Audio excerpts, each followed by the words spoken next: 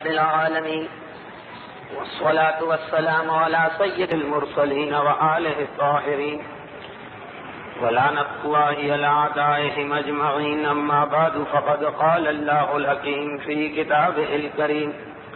بسم الله الرحمن الرحيم. عليكم السلام. فلا وربك لا يؤمنون حتى يحكموك فيما شجر بينهم ثم لا يجدوا في أنفسهم مما قضيت حرجا ويسلموك تسليما. سیرت رسول تقریر نمبر 142، موجودہ سال کی 13ویں تقریر اور فتح مکہ کے سفر کے سلسلے کی 11ویں اور آخری گفتگو. جیسا کہ گزشتہ تقریر میں بھی جو فتح مکہ کے موضوع پر عشرہ مکمل کرنے والی 10ویں تقریر تھی، یہ گزارش کی گئی تھی کہ تاریخ اسلام کے دیگر واقعات جتنے مشہور ہو گئے ہیں، پیغمبر اسلام کا یہ سفر مکہ اتنا مشہور نہ ہو سکا، خصوصاً بچوں اور نوجوانوں میں جس انداز سے بدر، احد، خندق اور خیبر کے واقعات کو زبان پہ پایا گیا. اس فتح مکہ کے سفر کے سلسلے میں بس اتنا یاد ہے کہ ایک سفر تھا جس میں مکے کو فتح کیا گیا اور بت شکنی کا شعرۂ آفاق واقعہ پیش آیا. لیکن در حقیقت یہ سفر تاریخ اسلام کے چند اہم ترین واقعات میں سے ایک واقعہ ہے، اور کیونکہ یہ سفر ایک ایسے مرحلے پہ پیش آیا جب رسالت تقریباً مکمل ہونے والی تھی اور پیغمبر اسلام کے دنیا سے جانے کا وقت قریب آ رہا تھا. چاہے عام مسلمانوں اور اصحاب رسول کو یہ پتہ چلا ہو یا نہ چلا ہو، لیکن بہرحال بمشکل تمام 2 سال باقی بچے تھے. تو وہ سارے مسائل، وہ ساری پریشانیاں جو پیغمبر اسلام کے بعد اس امت کو پیش آ سکتی، یہ 2 سال کا عرصہ جو فتح مکہ سے وفات رسول تک کا ہے، اس میں ہم دیکھتے ہیں کہ بیرونی دشمن یعنی کفار سے جنگ ختم ہونے کے بعد پھر اندرونی مسائل پیدا ہو رہے ہیں. وہ بھی پروردگار عالم کی ایک مصلحت کا اہم تقاضا کہ معلوم تھا کہ جس طرح مسلمانوں کو بیرونی اور خارجی دشمنوں سے مقابلہ کرتے رہنا پڑے تو خارج یہود اور عیسائی، مشرک اور کافر ہی اسلام کو نقصان نہیں پہنچائیں گے، کبھی مسلمانوں کے درمیان بھی اختلافات پیدا ہوں گے. اور یہ بھی یاد رکھیے کہ یہ ضروری نہیں کہ ہر اختلاف دشمنی اور اناد کی بنا پہ ہو. بعض اوقات اختلاف خلوص دل سے بھی ہوتا ہے. ایک آدمی کسی چیز کو صحیح سمجھ رہا، دوسرا کسی چیز کو صحیح سمجھ رہا. اور بعض اوقات ایسے شخص کو بھی اختلاف میں مبتلا کر دیا جاتا کہ جس بیچارے کی نیت نیک ہے، دشمن اسے استعمال کرنے لگتا ہے. اب یہ ساری چیزیں خصوصاً اندرونی مسائل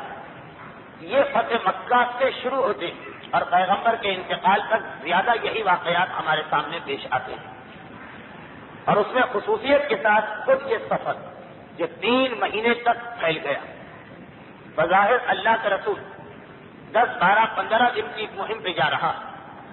لیکن ماہ رمضان سن 8 ہجری کے شروع میں پیغمبر نے مدینے سے سفر اختیار کیا تو 28 ذی القعدہ کو واپسی ہوتی. رمضان کے شروع سے لے کے ذی القعدہ کے اختتام تک 3.25 مہینے.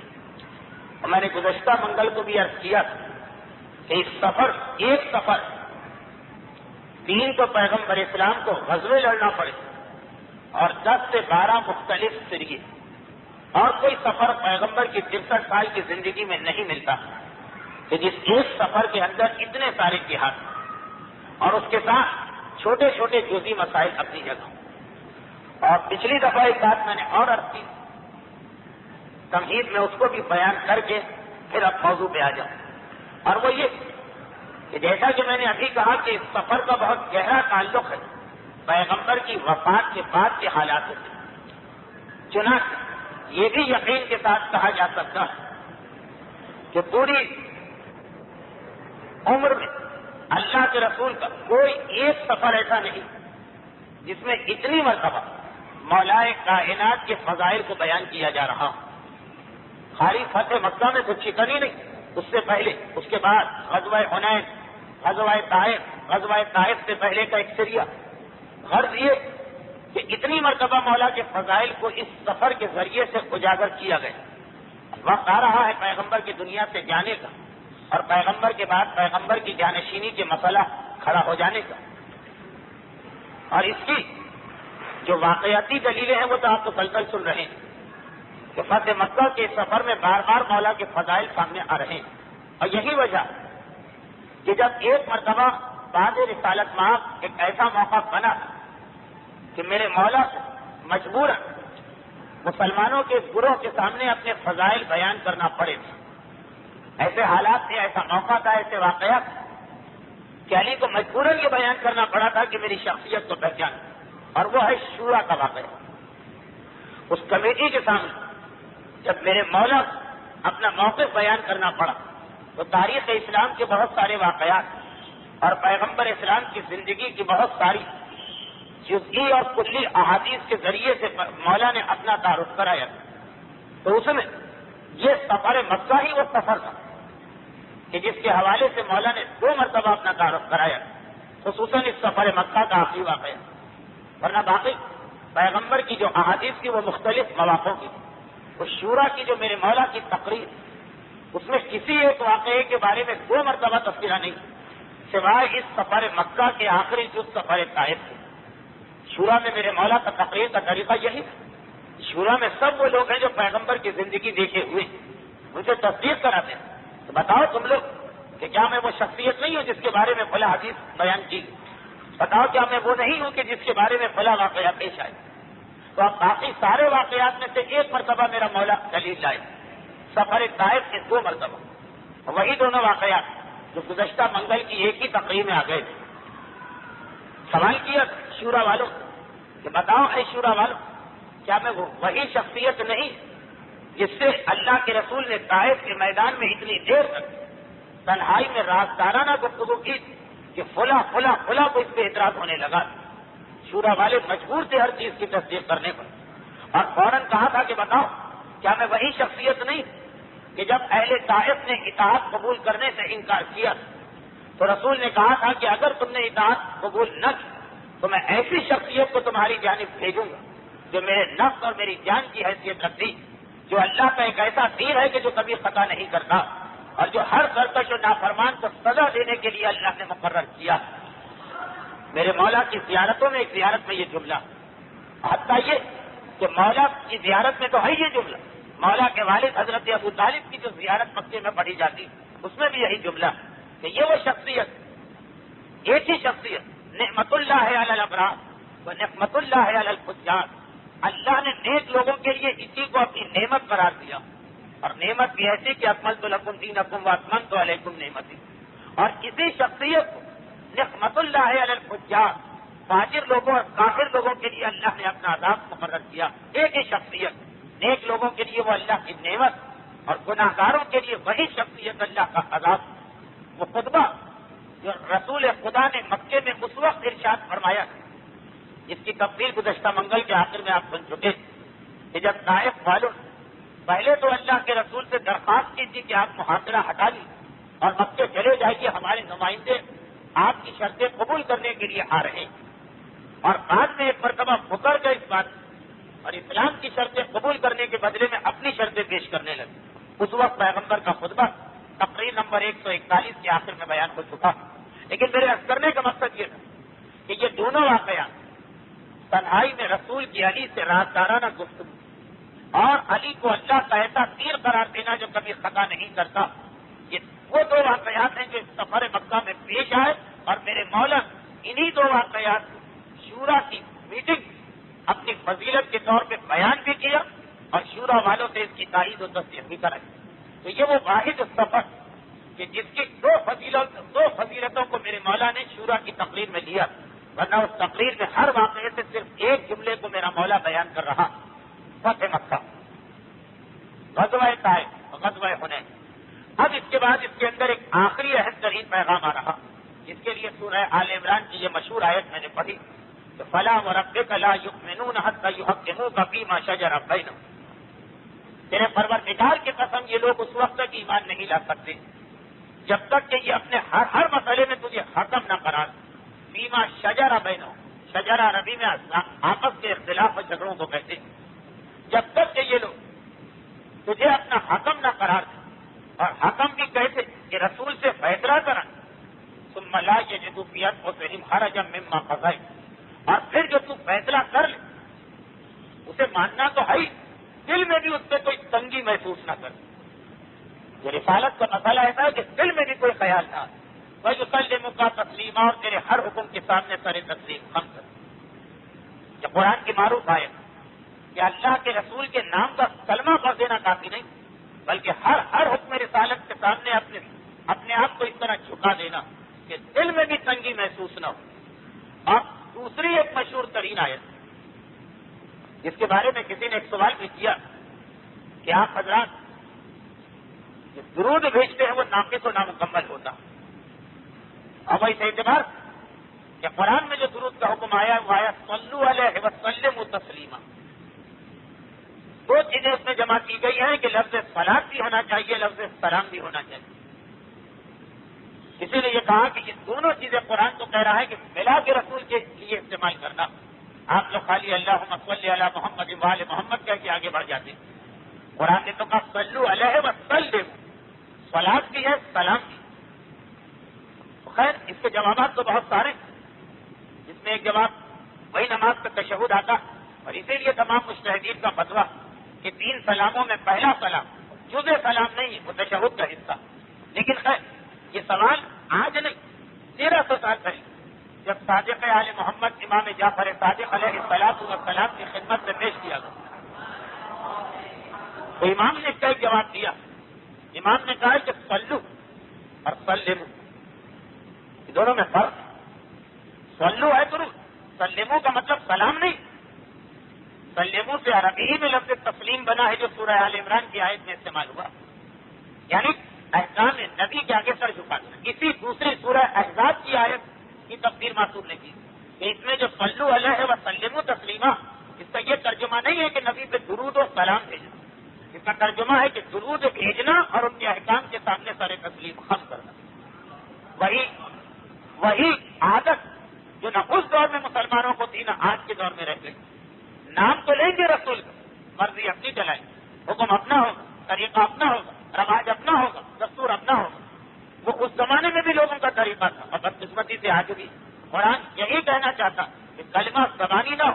تعریف رسول کی تعریف زبانی نہ ہو. صلو علیہ درود بھی بھیجنا ہے، وسلموا تسلیما کا حکم بھی ماننا. حکم تو نہیں مان رہے، وہاں تو اپنی چلا رہے، مرضی اپنی ہے. نہ حلال نہ حرام جو رسول نے کہا وہ نہیں چلے، جو ہمارے کسی بزرگ نے کہا، جو ہمارے خاندان کا طریقہ، جو ہمارے معاشرے کا دستور، تاکہ نہیں. یہ ہے نامکمل درود جسے قرآن کہہ رہا کہ جب تک کہ سر تسلیم نہیں جھکاتے. اور یہ دونوں آیتیں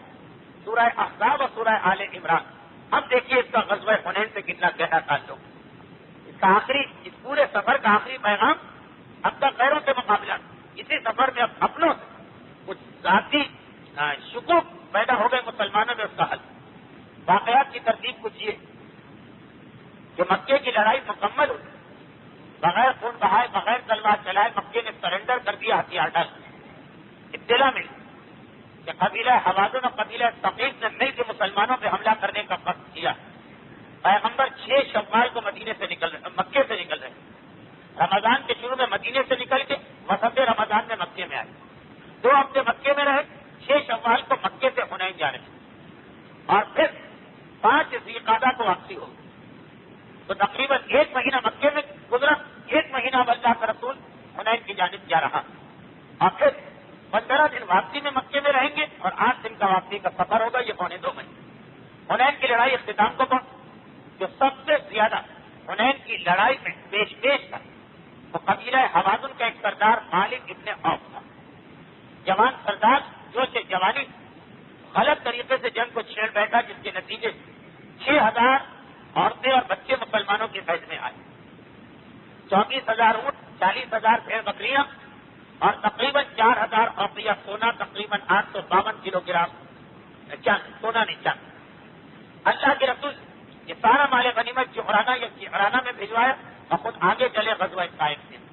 طائف کے قلعے کا محاصرہ 17 دن یا 20 دن تک جاری رہا۔ طائف والے قدرتی طور پر ایسی جگہ تھے کہ ان کا قلعہ بڑا مضبوط تھا۔ پیغمبر اسلام ایسی جنگ کرنا بھی نہیں چاہتے کہ جو انتفاعی موضوع ایک کفار کا خاتمہ ہو جائے، نہیں، ان کو مسلمان بنانا۔ چنانچہ 20 دن کے محاصرے کے بعد جب یہ دیکھا گیا کہ طائف والے حد سے زیادہ دہشت زدہ ہو چکے، خصوصاً ان کے غلاموں نے کیونکہ ہجرت کر کے اسلام قبول کر لیا اور انہیں اپنے کھیت اور باغات خطرے میں محسوس ہونے لگے، منجنیق پر دبابے کی مدد اسلام کا روب بھی ان کے دلوں پہ طاری ہو چکا، ان کا ایک نمائندہ آتا ہے اور رسول سے درخواست کرتا کہ آپ اس محاصرے کو اٹھا لیجیے، آپ مکہ تشریف لے جائیے، ہمارا وقت بھی آپ کے فوراً بعد مکے میں آ رہا۔ اللہ کے رسول کو معلوم کہ یہ بات اتنی آسانی سے حل نہیں ہو اور 1 سال لگے گا ان لوگوں کو اسلام لانے میں، لیکن 3-4 ایسی وجوہات تھی جس کی بنا طائف کے قلعے کو بغیر فتح کیے ہوئے اسلامی لشکر واپس ہو، اور اس موقع میں بھی کچھ لوگوں کے ذہن میں اور بلکہ کچھ کی زبان پر بھی اعتراضات آ گئے۔ اب وہ کھل کے تو کچھ نہیں کہہ سکتے، اس لیے کہ بہرحال یہ تو ہر ایک دیکھ رہا کہ طائف والے ڈرے ہوئے تو، لیکن کسی اس واپسی کو مسلمانوں کی توہین سمجھا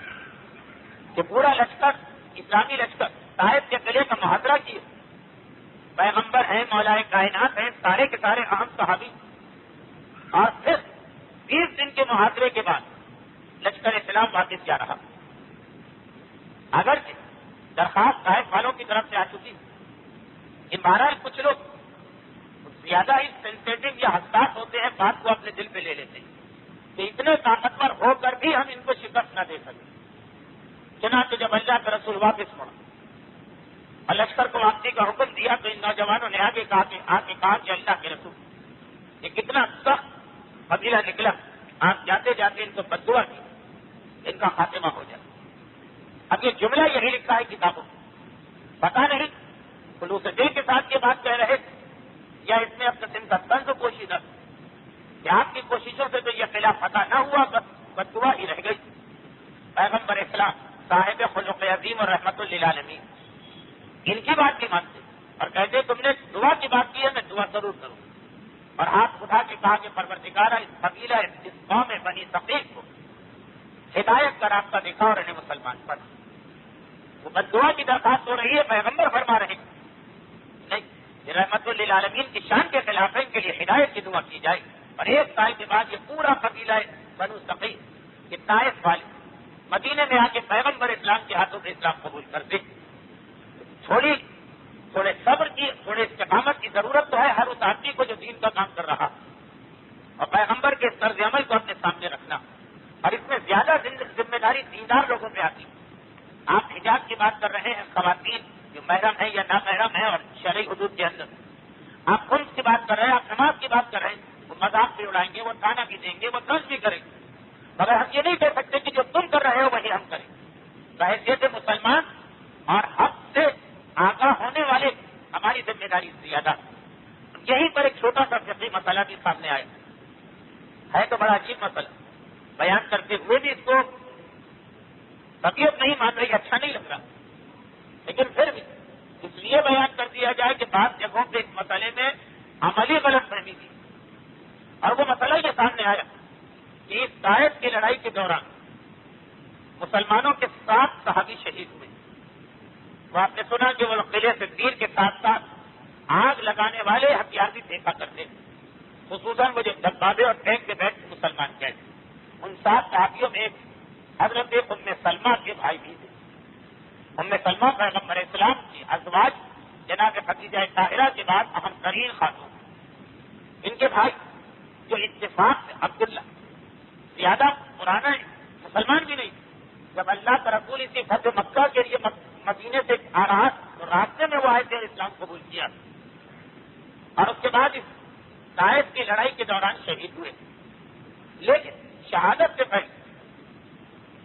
ایک ایسے شخص نے, اب اس کے لیے کیا لفظ استعمال کیا جائے کہ بات بری بھی محسوس نہ ہو, تہذیب ممبر کے خلاف بھی نہ ہو, مسئلہ بھی پہنچ جائے. ایک ایسے شخص نے جو بات طبی اور فطری خرابیوں کی بنیاد پہ, یا آج کل کے ڈاکٹر کی اصطلاح میں ہارمون کی خرابیوں کی بنیاد, کچھ ایسے افراد ہوتے ہیں کہ جو نہ مردوں کے جسم میں شامل ہوتے ہیں نہ عورتوں, ان کو عربی میں مخنث کہا جاتا. اس نے ام سلمہ کے بھائی عبداللہ باتوں میں ایک بات کہی. اگر یہ واضح کر دیا جائے کہ اسلام میں حجاب کا حکم پہلی مرتبہ آیا تھا سن 4 ہجری. سن 4 ہجری کا مطلب 13 سال مکے میں اسلام رہا اور 4 سال مدینے, گویا 16 سال کے بعد حجاب کا حکم سورہ احزاب کی آیت نمبر 59 کے ذریعے نازل ہوا. اور وہ حکم یہ تھا کہ اے نبی اپنی بیویوں اور بیٹیوں سے کہہ دو کہ وہ حجاب کیا کرے نامحرم مردوں سے. لیکن ابھی تک نامحرم مردوں سے حجاب کا مسئلہ تو حل ہو گیا, وہ بھی 16 سال بعد. ان افراد کے لیے کہ جو عربی میں خنثی یا مخنث کہلاتے, ابھی تک ان کے سلسلے میں حجاب کا حکم نہیں آیا. یہ تاریخ کی بات پڑھ رہا ہوں. فقہ میں تو خیر بہت ہی معتبر روایت مانی جاتی, عام روایتوں سے فقہ مسئلے کو حل نہیں کرتا. تو کہا گیا کہ 4 سال تک 4 ہجری میں حکم آ گیا مردوں سے حجاب پر, مزید 4 سال تک عورتیں مردوں سے حجاب پر رہی, لیکن عورت سے کوئی حجاب نہیں, اور عورت کا ان افراد سے کوئی حجاب نہیں, یہاں تک کہ سن 8 ہجری کا سن آ گیا. اور غزوہ طائف سبب بنا کہ پیغمبر نے اس حکم کو مکمل کر کے عورتوں سے کہا کہ ان کو دونوں قسم کے افراد سے حجاب کرنا. ورنہ یہ 4 سال عورتیں صرف نامحرم مردوں سے حجاب کر رہی تھیں. وہ بھی اس سیرت رسول میں بھی ایک دفعہ بیان گزرا, اور آپ علماء سے اکثر سنتے کہ پہلا حکم حجاب بھی اس لیے آیا کہ مدینے کے لوگ مسلمان عورتوں سے چھیڑ چھاڑ شروع کر دی تھی کچھ منافقین, اور جب ان سے یہ کہا جاتا تھا کہ عمل غلط ہے تو وہ ٹھڈائی کے ساتھ جواب دیتے کہ ہم پہچان نہیں پائے کہ مسلمان ہے کہ یہودی ہے کہ آزاد ہے کہ غریب. ویسے تو اسلام میں حکم حجاب تھا جو نازل ہونا ہی تھا, مگر یہ واقعہ ایک سبب بن گیا. اسی طرح جو دین کامل ہے اس میں یہ حکم آنا ہی تھا کہ مردوں کے علاوہ اس قسم کے افراد سے بھی حجاب کرنا, لیکن اس کا سبب ایک واقعہ بنا, اور وہ یہ کہ ایسا ہی ایک فرد کہ جو کسی طبی خرابی کی بنیاد پہ مردوں کی کیٹیگری میں شامل نہیں, اس نے طائف کی لڑائی تو 20 دن کی رہی, اور اس میں جو نوکر ہیں, جو خادم ہیں, جو غلام ہیں, وہ تو آتے جاتے رہتے. حضرت ام سلمہ کے بھائی عبداللہ سے آ کے کہا کہ طائف کا سردار جس کا نام غیلان ہے, غیلان بعد میں مسلمان ہو گئے, وہ ابھی آپ نے سنا گیا 1 سال بعد. اس کی بیٹی جو اپنے باپ سے پہلے ہی مسلمان ہو چکی تھی, حتیٰ یہ کہ جب یہ محاصرہ ہو رہا وہ اسلام لا چکی تھی, اس نے آ کر ام سلمہ کے بھائی کے سامنے ان محترم خاتون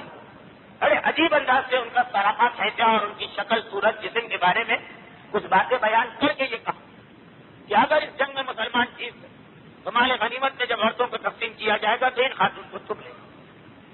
پیغمبر اسلام کیسے ہی یہ اطلاع ملی, جیسا کہ میں نے کہا کہ احکامات اسلامی اللہ کے ہاں پہلے سے موجود ہے کہ یہ نازل ہونا, لیکن کبھی کبھار کو شان نزول کا واقعہ بن جاتا. اس کا مطلب یہ نہیں ہے کہ اگر وہ واقعہ نہ بنتا تو یہ حکم نہ آتا. جیسے کہ ایک شخص غسل واجب ہو گیا, پانی نہ ملا, وہ گھبرا کے آیا کہ میں کیا کروں, تو اللہ کے رسول نے تیمم کا حکم سنا, اور وہ شخص بھی کوئی عام شخص نہیں, واقعات آ چکے. تو اس کا مطلب یہ نہیں ہے کہ اگر اس سے یہ کیفیت نہ گزرتی تو تیمم کا حکم ہی نہ آتا. ایک الگ ہے. پیغمبر کو جب اطلاع ملی, پیغمبر نے جناب ام سلمہ سے کہا کہ اس شخص اپنے اس رعایت سے فائدہ اٹھاتا, ابھی تک مردوں سے حجاب کا حکم آیا, ان لوگوں سے حجاب کا حکم نہیں آیا, عورتوں میں بھی جاتا ہے مردوں میں بھی آتا. اس رعایت سے فائدہ اٹھاتا ایک مسلمان عورت کی شکل و صورت اور جسم کے بارے میں نامحرم مردوں کو بتایا. چنانچہ آج کے بعد اس قسم کے افراد بھی کسی مسلمان عورت کے پاس نہ آنے پائے. جناب ام سلمہ کے ذریعے تمام عورتوں تک یہ پیغام پہنچوایا گیا. اور اس کے بعد آج کل ہماری فقہ کا مسئلہ بھی ہر ایک کو پتا کہ اس قسم کے افراد عورتوں کو بھی پردہ کرنا ہے, مردوں کو بھی اپنا جسم چھپانا, یعنی یہ افراد عورتوں کے بیچ میں جائیں تو مرد سمجھے جائیں, مردوں کے بیچ میں آئیں تو عورت سمجھی جائے. اب وہ پوری اس کی مزید فقہی تفصیل اپنی جگہ, لیکن اصل جو یہ حکم آیا وہ 4 سال حجاب کے پہلے حکم کے بعد 4 سال بعد دوسرا حکم بنا. اور آپ حضرات اس سے بھی آتی اسی سیرت رسول میں گزرا, نماز 2-3 مرحلوں میں آ کے مکمل ہوئی, اسی سیرت رسول میں گزرا. روزے کا جو حکم آج ہے یہ 2 مرحلوں میں مکمل ہوا, اسی سیرت رسول میں یہ گزرا. اس سے پہلے شراب کا مسئلہ کہ شراب کا حکم 4 مرحلوں میں آ کے مکمل ہوا, تو حجاب کا حکم بھی 2 مرحلوں. غزوہ طائف کے دوران اس شخص جو گناہ کیا تھا اس کی بنا پہ اس وقت حکم نازل کیا گیا. ویسے ہر صورت میں یہ حکم پیغمبر کے انتقال سے پہلے نازل ہو جاتا. اور یہاں پہ ایک بات اور بتا دی جائے, اسی سے ملتا جلتا اسلام کا ایک حکم ہو, اور وہ یہ کہ مسلمان عورت کافر عورتوں کے سامنے بھی ظاہر نہ ہونے, اگر یہ امکان ہے کہ یہ کافر عورتیں مسلمان عورت کو دیکھ کے شکل و صورت جا کے اپنے مردوں کو بتائیں. اور یاد رکھیے کہ یہ آیت میں آیا اس لیے کہ ایک مسلمان عورت سے تو قرآن کو یقین ہے کامل کہ وہ کبھی بھی اپنی کسی مومنہ کو کی کیفیت اپنے شوہر کو یا اپنے گھر والوں کو نہیں بتائے. ایسی بددیانتی فقط کافر عورتوں سے ممکن. اس لیے کہا گیا کہ مسلمان عورت کی مسئلہ ذہن میں رکھے کہ اس کے لیے کسی طرح حرام, جس طرح بعض اوقات شوہر اور بیوی کی گفتگو,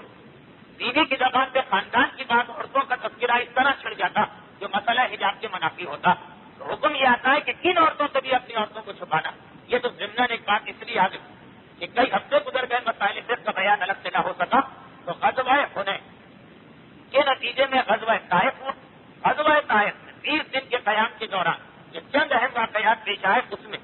ان لوگوں کا کہ جو نہ مردوں میں شامل ہے نہ عورتوں میں, ان کے حکم حجاب کا حکم بھی نازل, ان سے حکم حجاب کا حکم بھی نازل ہو گئے. اب 20 دن کے بعد پھر اللہ کے رسول نے واپسی کا سفر اختیار کیا. جیسا کہ میں نے کہا کہ بعض مسلمانوں جسے اسلام کی توہین سمجھا, پیغمبر سے بددعا کی درخواست. تو اب یہاں پہ علماء نے یہ موضوع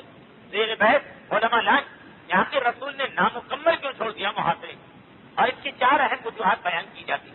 سب سے پہلی وجہ وہی جو میں 2 ہفتوں سے بیان کر رہا ہوں کہ کفار کا خاتمہ کرنا مقصود نہیں, ان کو اسلام کی جانب مائل کرنا مقصود. اور کم سے کم یہ جو جنگجو کافر قبیلے انہیں اتنا ڈرانے کا مقصد ہے کہ وہ اسلام پہ حملہ نہ کریں. یہ دونوں مقصد پورے ہو چکے. طائف والوں کے دل میں اسلام کا ڈر بھی پیدا ہو گیا, اور طائف والوں اسی موقع پر یہ بھی محسوس کر لیا کہ ان کے غلاموں کی ایک کثیر تعداد کے جانے کے بعد اور میدان کی بیٹی جیسے کچھ مسلمان ان میں پیدا ہونے کے بعد انہوں نے محسوس کر لیا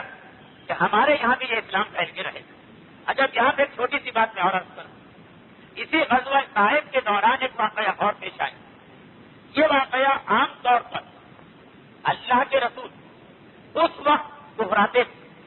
جب کسی غیر مسلم کے سامنے مسلمانوں کے جذبے کو بیان کرنا ہوتا تھا. 3 مرتبہ یہ واقعہ ہم نے تاریخ میں دیکھا. صلح حدیبیہ کے موقع پہ پیغمبر نے آمدن یہ واقعہ پیش کی. صلح حدیبیہ جب کفار کے نمائندے آ کے مصالحت کی بات کر رہے ہیں, فتح مکہ کی صبح لشکر روانہ ہونے سے پہلے پیغمبر نے ابو سفیان کے سامنے اس واقعے کو دہرایا, کیونکہ اس کے ذریعے سے کفار مکہ کو دہشت زدہ کرنا. اور طائف کے محاصرے علماء تو صرف ایک واقعہ لکھ کے آگے بڑھ گئے, اس سے پہلے 2 دفعہ پیش آیا. لیکن جب ہم مقصد رسالت کو دیکھتے ہیں کہ طائف والوں کو دہشت زدہ کرنا ان مانو کہ ایک تو وہ مسلمانوں پہ حملہ نہ کرے, اور دوسرا ان کو یہ پتا چلے کہ رسول کے ماننے والے کتنے مخلص ماننے والے. یہ واقعہ کہ پیغمبر نے ایک مرتبہ خیموں سے باہر کھلے میدان پانی کا برتن منگوائے, اسی پانی میں مکمل وضو فرمائے, اس طرح سے کہ وہ جو پانی ہے وہ سالے کا پانی وہ زمین پہ نہیں گر رہا, اسی برتن,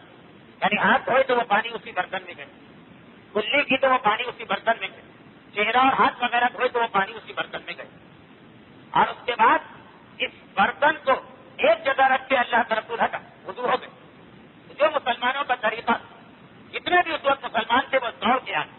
اور اس برتن پہ ہجوم کیا تاکہ اس میں 1 فوٹ پانی مل جائے. اللہ کے رسول کے جسم سے مس ہونے والا پانی جہاں بھی جاتا ہے وہ ہر بیماری کے لیے شفا بن جاتا. درود بھیجو محمد والے.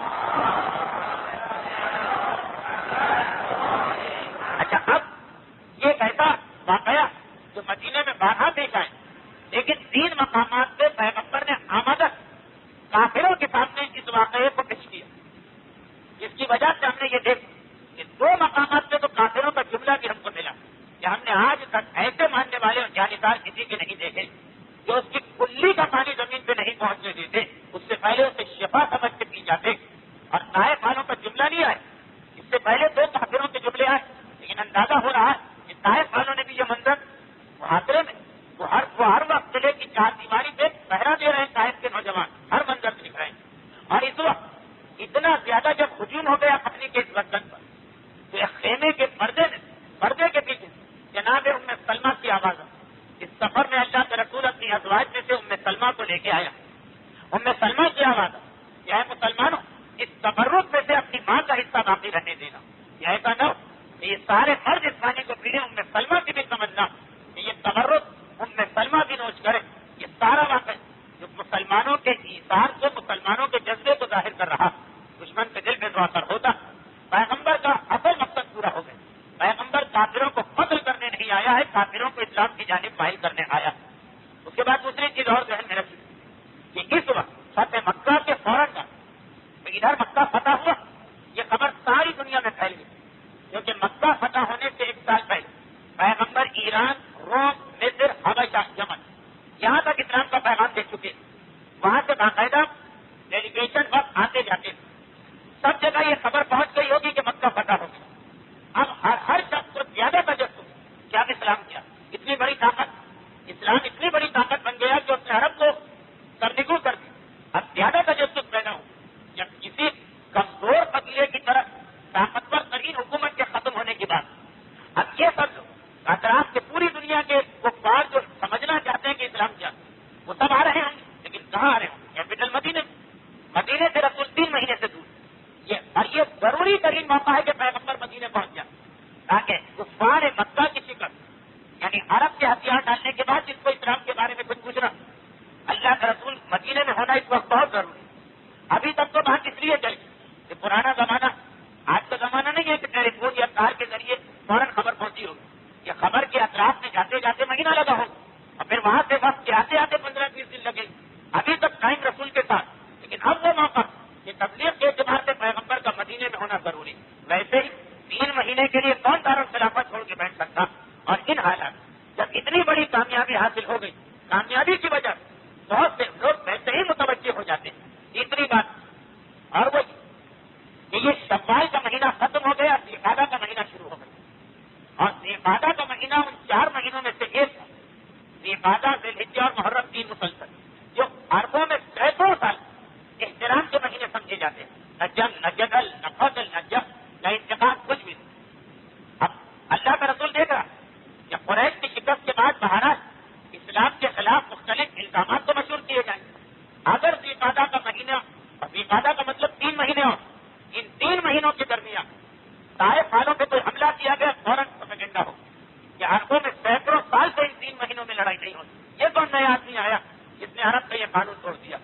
اور 3 مہینے بغیر جنگ کے یہاں بیٹھے رہے، پھر 4تھے مہینے جنگ کرے تو دارالخلافت سے جتنی دوری ہوگی اتنا اسلام کو خطرہ ہوگا۔ اور 4تھا اور اہم ترین مسئلہ کہ پیغمبر یہ معلوم ہے کہ اس سال کا حج اب حکومت اسلامی کی نگرانی میں ہوگا، مکہ مسلمانوں کے ہاتھ میں، اب جو حج کا انتظام نہیں جب تک کافر کرتے تھے مسلمانوں کو کرنا، اللہ کا رسول طائف کا محاصرہ کر کے بیٹھا ہے، اور پہلا ہی حج جس میں خود رسول کو نہیں جانا، مگر انتظامات کو مسلمانوں کو کرنا، وہ سارے اگر نہ ہو سکے تو یہ تو اسلام کے خلاف ایک بہت بڑا الزام جو ہر آدمی قبول بھی کر لے گا کہ حج کا ہی انتظام نہ ہوا، یہ کیسا دین اور کیسا مذہب۔ چنانچہ پیغمبر بنیادی طور پہ اصلی مقصد حاصل ہو، باقی 3 مصلحتیں دیکھ کے طائف کو چھوڑ کے واپس آ گئے، جیسا کہ ہم نے دیکھا کہ طائف کے قلعے کو چھوڑنے کا مطلب مسلمانوں کی شکست نہ، اگلے سال یہ سارا قلعہ بغیر کسی شرط و شرائط کے پیغمبر کے آگے ہتھیار ڈالتا، اب اللہ کا رسول واپس چلا۔ لیکن ابھی ایک اہم ترین مسئلہ حل کرنا باقی، اور وہ ہے کہ حنین کی لڑائی اتنا مال غنیمت ملا، شاید خیبر کی لڑائی کے بعد اتنا مال غنیمت کبھی نہ ملا، بلکہ شاید خیبر میں بھی اتنا مال غنیمت نہ ہو، یہ ایک اختلافی مسئلہ ہے مورخین۔ یہ سارا مال غنیمت پیغمبر ابھی تک تقسیم نہیں کرایا تھا تو طائف آ گئے، نہ مکے میں بھیجوایا، نہ اپنے ساتھ لے کے آئے، شکرانہ ایک مقام ہے وہاں پہ اس کو جمع کرا دیا. اب پیغمبر اپنا قبیلہ اپنا لشکر لے کے واپس گئے, جعرانہ پہ جا کے تھے, اور مال غنیمت کے مسئلے کو نمٹاتے نمٹاتے 13 دن گزرے. 5 ذوالقعدہ کو پیغمبر پہنچے جعرانہ, 18 ذوالقعدہ کو جعرانہ سے مکے میں داخل, اسی دن کے دن اپنا عمرہ کیا, اور اسی شام کو وہاں سے مدینے کی جانب روانہ ہو. اب بالکل آخر میں تاریخی واقعات کے اختتام پہ ہمارے یہ سفر اختتام سے پہنچ رہا. وہ طائف کی لڑائی ان مصلحتوں کے پیش نظر مؤخر کر دی گئی, اور جعرانہ میں رسول پہنچے. جعرانہ میں جب اللہ کا رسول پہنچتا تو یہ اتنا عرصہ جو گزرا, یعنی 20 دن پیغمبر طائف میں رہے, تو 20 دن تک یہ مال غنیمت جعرانہ میں. پیغمبر اسلام نے وہاں پہنچتے مال غنیمت کی تقسیم شروع کر دی, لیکن مال غنیمت کی تقسیم ابھی ختم ہی ہوئی. یہ مال غنیمت میں 2 واضح حصے, 6000 کنیز اور غلام, باقی ساری مادی دولت. جیسے ہی یہ تقسیم ختم, بنو سعد کے 14 اور ایک مورخ نے لکھا ہے 9, زیادہ مشہور قول 14 افراد سے مشتمل ایک ڈیلیگیشن جعرانہ پہنچے. 20 دن ایک طرح سے سمجھیے ان کو موقع تھا آنے کا, وہ نہیں آئے. پیغمبر نے مال غنیمت کو جب تقسیم کر لی, اس کے بعد وہ لوگ آ رہے ہیں. یہ بنو سعد کو بار بار آپ نے سنا کہ حنین کی لڑائی 2 بڑے قبیلوں نے اتحاد کیا, ایک طائف والے ثقیف اور ایک بنو حوازن. بنو حوازن تو پوری طرح شکست کھا گئے,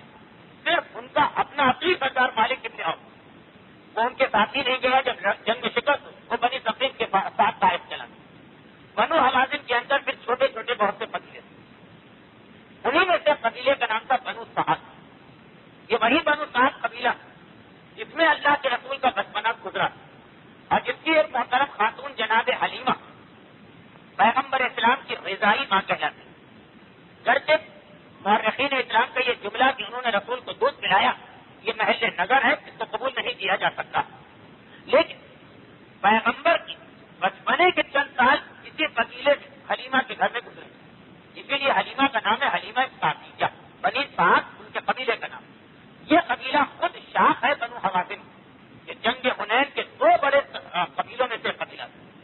اس طرح سے بنو ہاشم شاخ ہے قریش. اللہ کے رسول نہ صرف یہ کہ 20 دن طائف کے دوران مال غنیمت تقسیم نہیں ہونے, بلکہ جب 5 تاریخ کو جعرانہ ہے اسی دن بھی مال غنیمت تقسیم نہیں, 13 دن یہاں پہ رہے, چند دن گزار کے پھر مال غنیمت تقسیم کر دی. وہ ایک حساب کے ساتھ جانور بھی تقسیم کیے گئے, چاندی بھی تقسیم کی گئی, کنیزیں بھی تقسیم کی. ابھی یہ تقسیم مکمل ہوئی کہ اگلی صبح کو بنی سعد میں 14 افراد کا ڈیلیگیشن آ رہا, اور ان کو پتا کہ ہمارا رسول سے کیا رشتہ. چنا وہ اکیلے بھی نہیں آئے, اپنے ساتھ رسول کی مادر رضائی حلیمہ کو بھی لے گیا, حلیمہ کے شوہر کو بھی لے گیا, حلیمہ کے شوہر کے بھائی یعنی جو رسول کے رضائی چچا بنے ان کو ملا, حلیمہ کے بیٹے اور بیٹی کو ملا جس کے ساتھ رسول کا بچپن گزرا. یعنی ایک طرح سے یہ جو اس خاندان کے 5 آدمیوں کو لا رہے ہیں, جس کی بنا پہ مورخین میں اختلاف 9 کا ڈیلیگیشن یہ 14 کا. تو وہ اسی لیے کہ ان کو پتا ہے کہ رسول سے ہمارا کیا رشتہ. فجر کی نماز کے بعد رسول کے پاس پہنچے, اور ان کے سردار زہیر یہ 14 آدمی اسلام قبول کیے. انہوں نے پیغمبر سے ایک سفارش درخواست بھیجی, زہیر اس ڈیلیگیشن کا لیڈر بن کے آیا, اس لیے کہ وہ عرب کا بہترین خطیب, اور آنے کے بعد اس نے بڑا عربی زبان کے اعتبار سے معرکۃ العرب خطبہ دی, جس کا لطف نبات یا خلاصہ یہ کہ اگر ہم نے یمن کے یا عراق کے یا شام کے کسی بادشاہ کے گھرانے میں اس کو دودھ پلایا ہوتا اور اس سے اپنا رضاعت کا رشتہ بنایا ہوتا تو وہ لوگ ہم سے رحم بھی کرتے, ہم سے ہمدردی بھی کرتے, ہمارا خیال بھی کرتے. اے رسول آپ تو رحمت للعالمین ہیں, آپ تو ساری کائنات کے لیے سبب برکت. یہ کتنے قیدی عورتیں پکڑی گئی, ان میں حلیمہ کے خاندان کی بھی بہت سی عورتیں ہیں جو رشتے میں آپ کی خالہ ہیں, پھوپھیاں. ہم عراق اور شام اور یمن کے کافر بادشاہوں سے زیادہ آپ سے رحم و کرم کی اور محبت کی توقع کرتے ہیں, اور ہمیں پتا ہے کہ آپ ہمیں خالی ہاتھ واپس نہیں پلٹائیں. یہاں ایک بہت ہی اہم اصول ہمارے سامنے آ رہا. خصوصیت سے یہ جو واقعہ بننے جا رہا ہے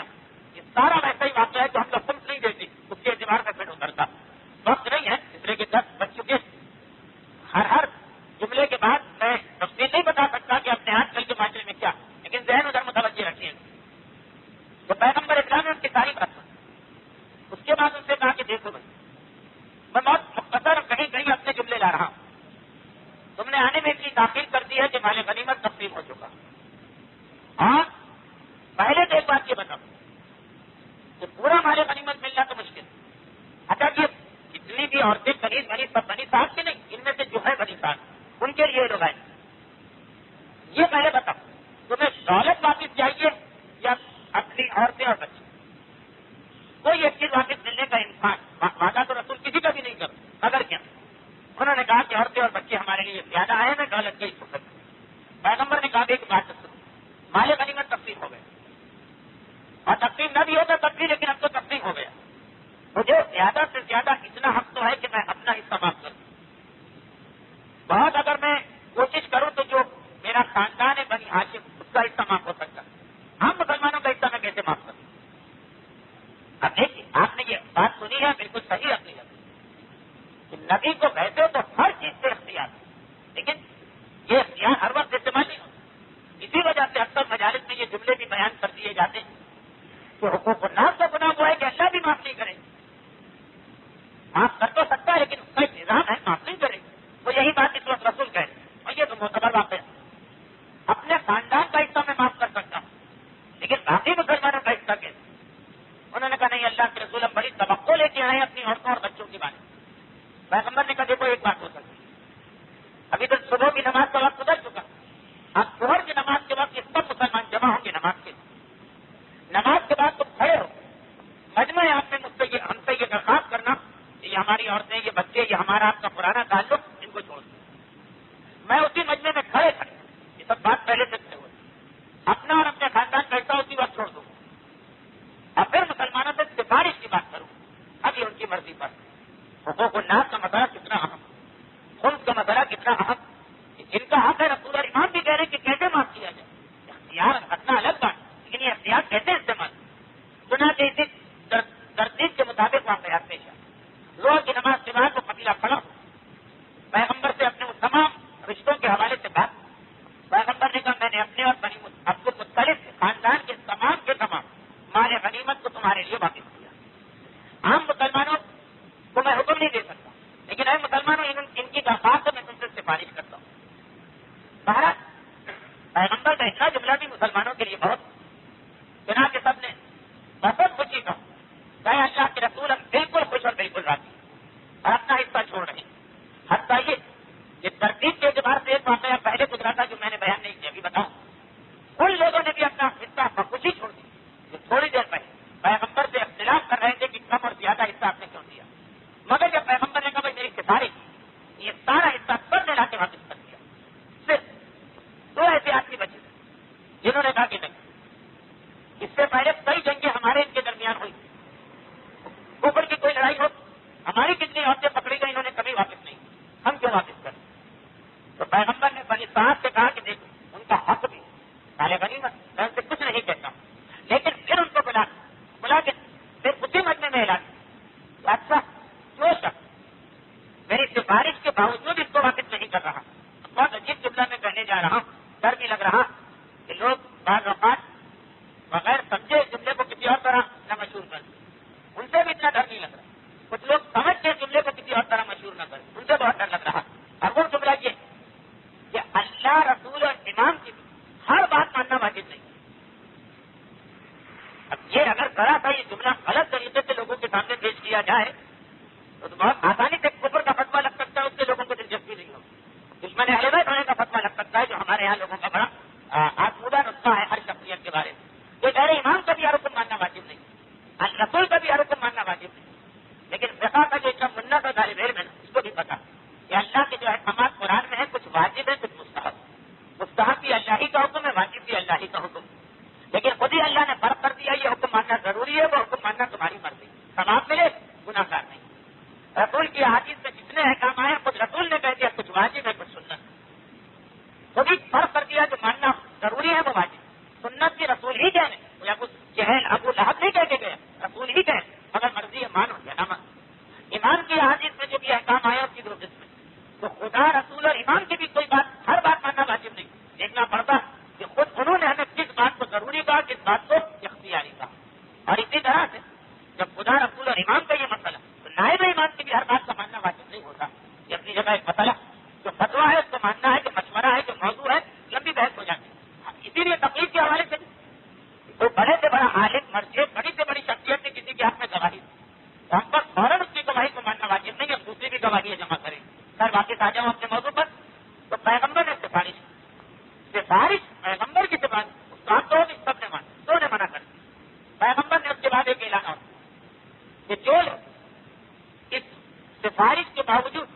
ان کی عورتوں کو واپس کرنے کو تیار نہیں ہے وہ گناہگار نہیں. لیکن میرا ان سے وعدہ کہ اس حنین کے بعد اب جو بھی کوئی لڑائی جو سب سے پہلا مال غنیمت مجھے ملے ان لوگوں ہر وہ چیز جو وہ روک کے بیٹھے اس کے بدلے 6 گنا کا کیا جائے. اگر کوئی اونٹ واپس کرنے سے انکار کر رہا ہے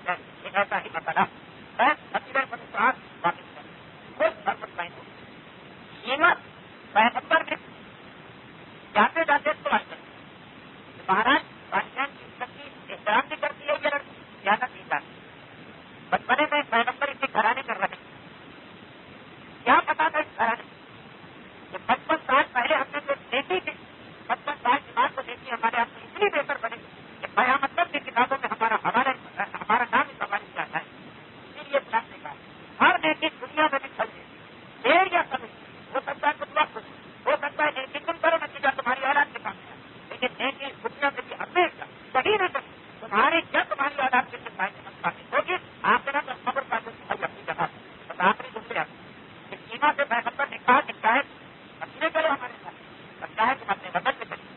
اس نے کہا نہیں اللہ کے میری ماں بہت صحیح مجھے ان کو پوری خدمت دینا مدینے سے جدائی بنانا ہے لیکن بار بار کی خدمت میں چھوٹا نہیں کر سکتا. پیغمبر نے اس بچے کو اس طرح اور اس کو اس کے وطن کی بات جانتے جانتے سیما جیسا میں نے کہا 7 سال کی اندر قریب تھا انہوں نے سفارش کی کہ جو ہمارے قبیلے کا اثر سرکار کا کہانی کس میں ہو اللہ کے رسول اگر آپ اس کو معاف کر یہ وہ آدمی ہے جو پوری جنگ حنین اور طائف کو ان سب کو سمجھ بنا کہ وہ نوجوان سردار جس طرح سب سے پہلی تقریب آیا ہونے پر جس میں یہ سارا فساد کا فرق ہے. سیما کہتی سیما کا تعلق کسی پتی زبان ہے لیکن اللہ کے رسول کو ہو گیا تو ہو گیا اس کے قدموں کو سمجھ کرتے پیغمبر اسلام کی متحد کا کمانا یہ سردار طائف میں جا کے بیٹھا طائف والوں کو اس سردار کو توڑ دیا اور اگر اس کو اس کے قبیلے کا دوبارہ سردار بنا اور مسلمانوں کے لیے اور مکے کے لیے قدرتی محافظ بن جائے کیونکہ مکے اور طائف کے بیچ میں اس کا مسئلہ اگر انہیں کو مسلمان بنا کے جس سے دکھا تو طائف والے کو اکثر مسلمان کے بیچ میں بہرحال اس کے لیے نہ خطرہ ہو اس کے ماضی کے دوست اس کا راستہ ہوتے ہیں. چنانچہ پیغمبر نے سیما کی گھر بات شروع اور سیما سے کہا کچھ سب کسی کا اپنے اس سردار پر یہ پیغام سکھا کہ اگر وہ طائف کا میرا چھوڑ کے واپس آتے تو اس کی ساری بتائیں آپ کو سکتی ہمارے غنیمت میں اس کو وہ حصہ ملے گا جو سب سے زیادہ کسی کو دیا گیا اور اسے اس کے قبیلے کی سرکاری واپس ملتا ہے. اللہ کے رسول سیاسی حکمت عملی کے تحت معاملات کو آگے بڑھانا ہے. سیما نے جا مالک اتحاد تک یہ پیغام سکھا ہے تو آج تقریریں اتنی زیادہ ہو سکے جن کے حدیث پر ڈاکٹر کھل پائے ہوں گے لیکن بار بار کیونکہ وہ آدمی ہے جس نے دونوں قبیلوں کو مسترد کیا جنہوں نے اسلام کو اتنا نقصان پہنچا ہے جس نے حدیث دیا وہ صاحب والوں کے ساتھ اس کا یہ پیغام اگر یہ باقی ضرور آپ اتنا تاریخ مت کو سرکار بنا دیا وہ بھی صاحب کے حالات دیکھا پیغمبر کے معاہدے کے نتیجے میں کا حوصلہ محسوس یہ بھی ضرور جب کہ لڑنے والوں کو نہیں آج اگر اس کو شکست کھانا نہیں کھانا تو میں اس کا کام کروں اور ایک بہترین پیشکش رسول کی طرف سے آئے تو کیوں نہ کروں. چنانچہ اس نے رات کے وقت سے بغیر اپنے ساتھیوں کو بتائے صاحب سے راہ پر کیا اور سیدھا چورانا ہے. اللہ کے رسول 13 دن یہاں بیان کر 5 تاریخ کو ہے 18 کے حاصل کر سارے حالات و واقعات جیسے ہی پیغمبر کے ساتھ آیا اپنے دل سے اس کا استعمال کیا. پیغمبر نے جو ہمارے پاس غنیمت تقسیم کیا وہ برابر تقسیم نہیں کیا کسی کو کم کسی کو زیادہ سب سے زیادہ 100 وہ پورا 100 فٹ کا حصہ اس کو دیا جا رہا ہے. پیغمبر اسلام سے ایک طرف اس نے خود دیکھا کہ میں نے اسلام کو کتنا نقصان پہنچانے کی کوشش کی اور اس کے بدلے میں دیکھ رہا ہے کہ رسول کا درجہ بن گیا یہ اختیار کرنا فرض میں نصیب کی کہ مسلمان ہوا بلکہ شان رسالت کے ساتھ بہترین اس نے فرضی کا کہا اس نے خصوصیت کے ساتھ پیغمبر کی صفت اور ثقافت کو بیان کیا گیا. اللہ کے رسول نے اس کو سردار کی بات اس کا نتیجہ یہ نہیں کہ پیغمبر کو چلے گئے بچے کے بعد 1 سال تک اس نے اپنے اسی قبیلے کی مدد کہ جن کو یہ سب مکے میں حملہ کرنا چاہ رہا صاحب بارہ کو پریشان کرتا کھانے پینے کے راستے کو کاٹ دیا اس کو اتنی تکلیف میں ڈالی تو آخر کار 1 سال بعد اسلام قبول کرنے کو ملتا ہے. مجھے اسلام کا سب سے بڑا دشمن جو مکہ فتح کرنا چاہتا صاحب والوں کو ملا اسی کی وجہ سے صاحب فتح ہو رہا اور وہ پیغمبر اسلام کے اخلاق نظام سیرت ثقافت اور کرم کا نتیجہ یہ مالک اتحاد یہ بھی اسلام کا سیاسی پہلو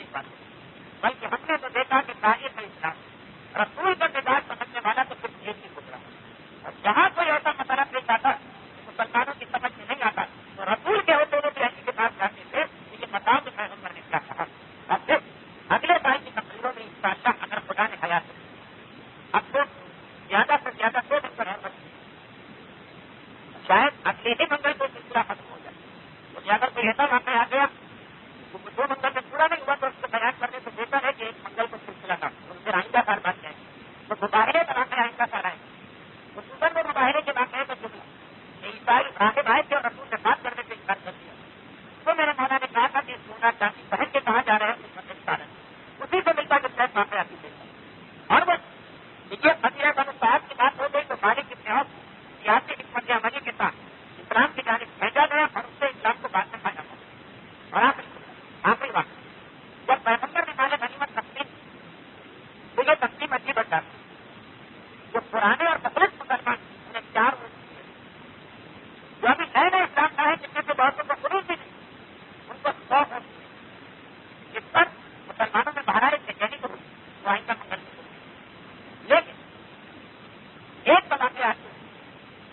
کہ اللہ کے رسول نے جو تقسیم کی تو تقسیم یہ تھی کہ پرانے جانکار جنگوں میں حصہ لینے والے ان کو صرف جان عرب میں ایک بہت اہمیت کرتا اور جو امریکہ اسلام کے خلاف کرتا تو امریکہ اسلام کو ختم کرنا چاہتے رہے بچے کے نہیں کرنا انہیں سوچا ہوتی ہے اب بہت سے لوگوں کی سمجھ میں مسئلہ ہے کچھ لوگوں کا اختلاف ان میں مسلمان ہم نے انصار کی طرف سے بحال کیا پیغمبر کی خدمت میں موجود ایک شاعر عباس ابن مردان سے قدم اس نے سمجھدار سے اگر جو قاضی کبھی رہتے تھے مسلمانوں کے ساتھ وہ دیکھتا ہے کہ ابو سفیان اس کا بیٹا ابو جہل کا بیٹا یہ سب نئے نئے اسلام لانے والے سبوں کے لیے جانے جنہوں نے آج تک اسلام کے لیے کچھ بھی نہیں کیا اپنا اسلام کو رکھا اور کہیں کہ جو اپنا جان مال اولاد سب اسلام کے لیے مقصد ہوتا ہے صرف 4 گنا جو اس سے کھیلنا اور چاہے کو جب غصہ آتا ہے تو اس کے پاس چاہے اس میں کیسا ہونا جس کی چاہے عزت اتار دے جس کو چاہے بری عزت اب باہر نکلا اور پیغمبر کے خلاف 4 کیس کریں پیغمبر اسلام کی مذمت کے شیر پڑھنا تو مناسب نہیں ہے جو توہین رسالت پیغمبر اسلام کو اجتماع ایک مرتبہ کہا کہ اسے گرفتار کر دیا عباس ابن مردان سلمی کو گرفتار کر کے لایا اور پیغمبر اسلام نے اس سے پوچھا میں نے سنا ہے کہ تم یہاں سے 4 اونٹ لے کے نکلے تو 4 اونٹ کہاں گئے صرف ابھی پیغام ملا کہ تمہارے لیے 4 اونٹ باقاعدہ پیغمبر نے بہت بڑا فارم بنایا تھا سارے جانور مار اس کو تو پندرہ چنتا کر میں جانور دے گیا تھا ابھی تو صرف 4 کا حکم ملا اور تم نے میرے بارے میں 4 شیر میں 4 اونٹوں پر اس نے 4 شیر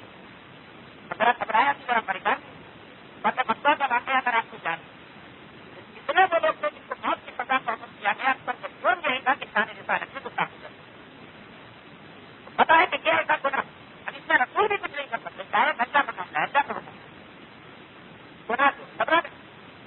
اور اس نے کہا کہ اللہ کے رسول اب تو چاہے تو اتنا چوٹی ہے کسی کو نقصان تو نہیں پہنچا سکتی زیادہ غلط کام سے کیونکہ ہمارے شیر کو کہتے ہیں کہ چوٹی کاٹ کے آگے بڑھ یعنی آپ کا کوئی نقصان نہیں ہوا میرے دل کی خراب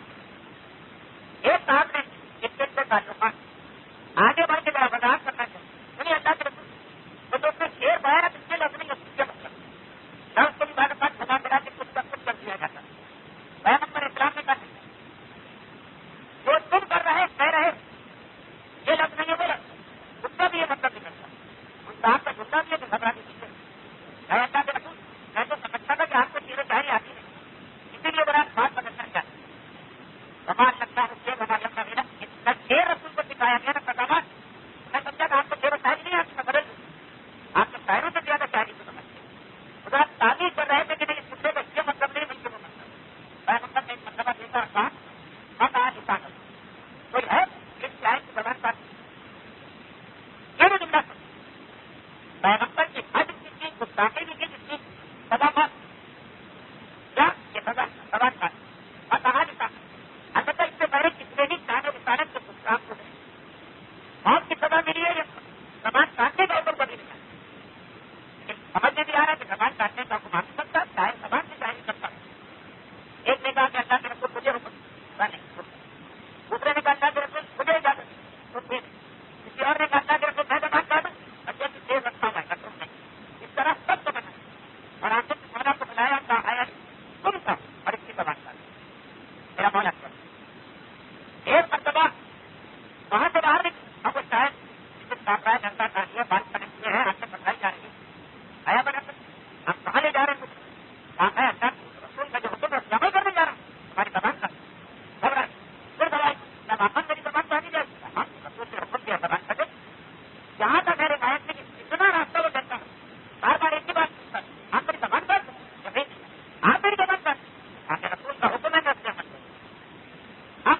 آدھا تو وہ پہلے کر چکا جب منزل مقصود سے پہنچا منزل مقصود تھی وہ فارغ کے اختیار تھا اس کے اندر وہ تاریخ ہو اور ایک مرتبہ میرے مولا سے اندر بلایا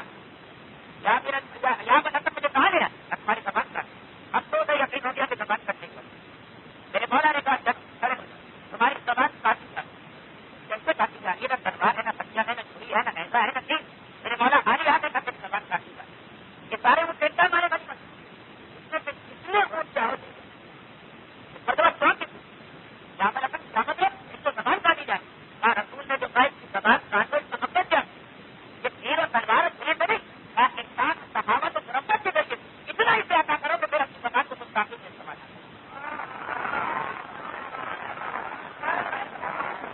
یہ بھی زبان کاٹنے کا یہ نہیں ہے پوری نیت پانچ ساتھی جو 4-5 ساتھی سے ہو رہے ہیں انسان مرمت کے ذریعے سے زبان کو کاٹا جاتا ہے اور اس کے بعد اس نے کہا کہ اب مجھے اختیار لیکن تم ایسا تم نے سوچا ہے کہ رسول نے تمہیں پہلے 4 اس وقت کا معاملہ یہ کہ رسول جن کے اعتقاد اور ایمان کو کمزور سمجھ رہے ہیں انہیں زیادہ مانے غنیمت دیا جائے اور جن کے ایمان سے رسول کو بھروسہ انہیں پیغمبر سے ہم تمہاری مرضی چاہے 4 سامنے ایمان والوں میں شامل ان میں شامل ہو جائے جن کا ایمان کمزور کیا فیصلہ کرنا اس نے کہا کہ کیا بنانا یہ فیصلہ میں آپ پر تو آپ کہیں گے وہ مجھے دولت دنیا کو بیچ میں بنا اور خوشی کا بیان کرو دیکھنا اور پھر وہی 4 کی خیالت نے کہا اب جو پسیدہ تھا اور رسول کا بھی پسیدہ ہے علی نے مجھے ہلاکت سے بچا لیا اور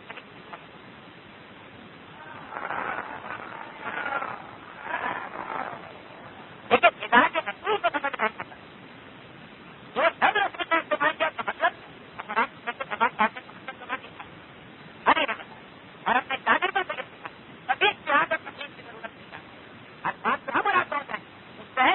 معصوم سے سیکھنے کے بتاتا استعمال والے کسی کا مطلب کیا زبان کاٹنے کا مطلب زبان کاٹنا ہے یا کچھ صحیح اتحاد کرنا ہے تو کچھ تعلیم نہیں سکتا یہ اتحاد تقسیم کا پورا نام بتا رہا یہ تقسیم سمجھ بہت ہو گیا ایسے اختتام کرتا رہا اور یہ جو طریقہ کیا ہم نے زبان کاٹ یہ جو طریقہ ہم نے چھوڑا زبان کاٹ تلوار سے اپنا یاد آیا ہوگا آپ کو کہ تاریخ کے اندر کئی مرتبہ تکرار کے ساتھ آئے یہاں تک 2 دن پہلے آپ کے معصوم کی ولادت کا جشن بنا رہے نہیں ایسا ہی وہاں پہ گھر کے بعد حسن کو واقعہ لکھتا ہے لیکن شہید مرتبہ متحرک راستان میں اس واقعے کو مطلب کے حوالے سے بہت ہی مشہور واقعہ نہیں بتا رہا یہ خاندان کے مطابق کا طریقہ تھا مرد کافی مچی میں آتا ایمان مضبوط کو دیکھتا ہے کہ پوچھتا ہے کام سے آ رہا میں مسلمان سے کیوں کرتے ہیں اور میرے مولا کے سامنے تک میرا مولا ساری باتیں سننے کے بعد ایسا لگتا ہے کہ میری مصیبت اور پریشانی کو ملا پتا کہ کیا مطلب مسافر ہے تو میرا گھر آ دماغ کی ضرورت ہے گھر کی خدمت کرنے کیا وہ بات چاہتا ہے کہ دسترخوان کھا خدمت میرے پیچھے لگا ہے بنا نہیں ہو سکتا مرتا میرے اوپر ہے گھر نہیں سکتا یہ کا مسئلہ ہے کہ میرے سے کوئی پورا واقعہ آپ نے سنا ایک اختیار آخر میں دیکھا جب میں آیا تو آپ اور آپ کے بابا سے زیادہ کائنات میں کسی کو پورا نہیں سمجھتا اور جب جا رہا ہوں تو آپ اور آپ کے بابا سے زیادہ کائنات میں کسی کو محبت نہیں سمجھتا یہ طریقہ ہے یہ طریقہ اور کہاں نے کاٹو اس کی زبان کاٹو اندر ایک کے ذریعے نہیں اپنا کردار کے ذریعے وہی طریقہ ہے جو تکرار کے ساتھ مستر میں حسین کے بیٹے کی ذریعے اور آپ کھیلتے ہو تو بہت ساری روایتوں کے مطابق وہاں کے سامان اور امام کی وراثت ہوتی ہے ایک روایت 15 جماعت نمبر کی شہزادی کی شہادت کی مجلسوں کے فوراً بعد چوتھے امام کی وراثت کی محفل میں شریک ہوتی ہے اگر خاصی مشہور روایت 5 شعبان کبھی نہیں گزرا یہی سیرت کا طریقہ سے چوتھے امام کی نظر آ رہا بالکل یہ دشمن سے فرق کرتا کسی کی زبان کو اس طرح ہٹانا جاتا اپنا کردار کے ذریعے بہانے میں سب سے بڑا دشمن بن کے آیا سب سے بڑا محب بن کبھی اسی کی قدر اپنے حسین کے بیٹے کے یہاں نہ کریں حسین کے بیٹے کے یہاں ہمیں دو واقعات پر نمایاں طور سے نظر آئی. یزید اپنے دربار سید سجاد کی ساتھ میں گفتہ میرا مولا سید سجاد کی بابا کی ساتھ میں گفتہ جب سیلانیوں کو قیدی بنا کے لے گئے وہی تو بات خدا نے ماں کرتا میرے بابا کو عزت کی موت کی بغاوت کی تھی تو ناکام ہو گئے ہم کر دیا. میرے مولا نے چاہتا بس سخت جواب دیا یزید کو یقین نہیں آ رہا تو سمجھ رہا بہت میری طاقت میری سب کو میں بیٹھا اقتدار میرا دربار میں سارے میرے ہاتھ ایسی بنا پہلے سے گاؤں سے ہاتھوں میں کھڑی اور گاؤں میں تجیریں سارے گھرانے کے سجے کر اس کے سامنے ہیں سارے گھرانے کی خواتین قیدی بنائے کر چکا ہے اس کے پیچھے اس سے زیادہ اس سے ڈرنے والا قیدی خبر نہیں ڈر کا بہت اللہ سے دوری یقین تو مجھے ڈرا تھا اللہ کو لگا ہاں کر کرامت لگتا سجاد کے گھرانے کے لیے بہت کوئی مسئلہ نہیں سب جواب سب ترین جواب دیا لیکن میرا گھرانا اپنے سباتی کے ساتھ اپنے فقیروں کے ساتھ اپنے امیروں کے ساتھ اور تمام دنیا کے فقیروں کے سامنے جن کو اس لیے دعوت دے کے بلایا تھا کہ اپنی طاقت رکھے میرے مولا کا جواب ہے انگیز تلواروں کی طرف دیکھ کر کے میرے گھرانے کے 18 کٹے ہوئے سر دیکھ کر کے میرے گھرانے کی خواتین اب ظاہر کرنا اس کا نظر کہ جہاں جب مدد نشی میں مبتلا ہے جہاں اخلاق کو کردار کے ذریعے سے اس کی زبان بدلی جا سکتی ہے وہاں کبھی کر وہ کیا اسی کام میں داخل ہونے سے کچھ نہیں وہ منظور ہے کہ میرے مولا میری سب کو بچے کرتے ایک بار آپ نے علماء سے یہ جملہ بھی سنا موضوع کو بتایا تو ملاتا ہوا سب سے مشکل بنانا یہی کام بنانا لیکن جیسے ہی جان سے یہ بتا ہوا معاملہ داخل کر رہا ہے اس طرح سرکاری حدیث سے بھی زیادہ سخت کی مرانا بل بیان خاندانوں کے درمیان سے یہ معاملہ کر رہا ہے لیکن اگر کسی گھر سے بزرگ سے آ کر اتنا کر ایسا کا شکر ہے کہ ایسا نے تمہارے گھر کو کبھی بڑی دکھا میرے مولا حصہ یہاں تو ایک کمزور پورا ہے پیلا ہے کنا ہے کچھ ہے تو ہر جواب کیا جاتا ہے ننگی تلواروں اور کی طاقت کے مظاہرے ارے دربار جہاں ڈر پیدا ہو سکتا ہے وہاں سو جواب جہاں پہ سجے سے سجاد کچھ نہیں ہے کچھ عجیب سرکاری امیر کو نہیں اکیلا ہے اپنی ساتھی ہے جواب بالکل یہ وہی فتح نکال ہوا ہے پتا میرے مولا نے سب مکہ میرے بچوں نے وہاں سے پاکستانی کے ساتھ طریقہ کیا ایسا جگت سورت سے بات چیت نہیں کرنا کیا تمہیں قرآن میں آئے تکلیف پڑی کیا تمہیں قرآن میں آئے محبت پڑی ہے کیا تمہیں قرآن کے اندر آیا امام مسلم پڑی ہے یا آیا جب فرقہ پڑی پڑی مگر ہے جب جو قرآن کی ساری آئے تو تمہارے میں کچھ نہیں پوچھا کہ ساری آئے تو تجھے پتا کہ ہمارے گھرانے کے بارے میں تو کے طرف آئے تم کون آپ محمد یعنی کا بیٹا ہو جائے یعنی کا سربت کے لیے ہوتا ہے ایک مرتبہ کر کے ہمارا ایک اور مرتبہ بزرگ سے کر دیجیے لگا مولا میری بڑی غصہ کیا کسی طرح میری مقصد ہو سکتی پتا آج انسان ہو سکتی ہے وہ اللہ کے رسول کی زندگی کے پہلے رات سے شروع بس مکہ سے ہوتے کہ میرے مولا کی سیرت میں کھنسی میں ہوتا ہے کہ یعنی کے ذریعے سجے میں سجا کرتا یہ ہوتا ہے طریقہ اس بزرگ نادان تو مالکوں کو اپنا بنا دیں زمین کو بڑی جواب کی اجازت کی یقین وہ یقین سے یہ پتا اگر اس پر بزرگ کو اخلاق سرکار کے ذریعے سے میرا مولا مجھے سے سمجھا اسلام کی جانب لا رہا اور کتنے مشکل بات ہوتی بازار اسلام میں میرے مولا سے یہ تو سجاد اس کی ولادت کرتے ہیں روایت کے مطابق آج کتنے مشکل مسئلے میں ہے بازار اسلام اگر کسی نے پوچھا کہ مولا پورے سربراہ کے واقعے میں آپ کو سب سے زیادہ تکلیف کہاں اکبر کی شہادت نہیں بتا عباس کی شہادت نہیں بتا اکبر کی شہادت نہیں بتا حسین کی شہادت نہیں بتا اچھا سجاد کا سب سے بڑا امتحان شام میں دیا ہے اور لفظ بھی ایسا ہے کہ اگر میرا مولا نہ استعمال کرتے تو ہماری جسارت ہی نہیں ہو سکتی مولا شام میں جاتے آپ کو مانو سلیلت بھی سبھی کچھ کہا اب تو میرا سب جگہ بہت ہو سکتی سلیلت مجھے سبھی سے بات آئے اس طرح سے لے جایا گیا جیسے کوئی حبشی بنا اس کا نہ کوئی سرفرست تو نہ جا کرو سکتا ہے اتنا بڑا امتحان میرا مولا کو جات شام کے بعد آنے نہیں رہا مگر وہی بات اتنے عظیم امتحان کے درمیان تبلیغ اور طریقہ تبلیغ ہمارے پاس ہم حالت میں آ کے سب بھول جاتا ہے ایک معمولی بند میں سب بھول جاتا ہے جو کائنات کا سب سے بڑا بات بتائیے کائنات میں اس سے بڑا پتہ اور ہوا اس میں بھی بتا رہے نانا کی سیرت کو نہیں بدل بابا کے طریقے کو نہیں بدل دادا علی مرتضیٰ کی کردار کو نہیں بدلتا وہی طریقہ کھلاتا ہے لیکن امتحان کتنا بڑا ریاض خود کی روایت اکثر آپ کو بتا تو ان کے مجالس سے بھی سنتے ہیں اس کے رخ آج